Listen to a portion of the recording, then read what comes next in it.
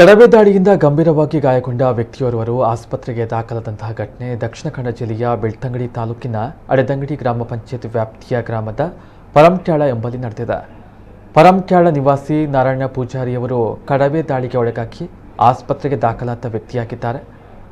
ಸುಲ್ಕೆರೆ ಮೊಗ್ರುವಿನಲ್ಲಿ ಪ್ರಗತಿಪರ ಕೃಷಿಕರಾಗಿರುವಂತಹ ನಾರಾಯಣ ಪೂಜಾರಿಯವರು ಸಮೀಪದ ಶ್ರೀ ಮಹಿಷಾಮರ್ದಿನಿ ದೇವಸ್ಥಾನಕ್ಕೆ ಬಂದು ದೇವರಿಗೆ ಪೂಜೆಯನ್ನು ಸಲ್ಲಿಸಿ ತನ್ನ ದ್ವಿಚಕ್ರ ವಾಹನದಲ್ಲಿ ಮನೆಗೆ ಹೋಗುವಾಗ ನಿನ್ನೆ ಮಧ್ಯಾಹ್ನದ ವೇಳೆ ಮುಗೇರಿ ಎಂಬಲ್ಲಿ ಕಡವೆ ಇವರ ಮೇಲೆ ಜಿಗಿದು ದಾಳಿಯನ್ನು ಮಾಡಿದ.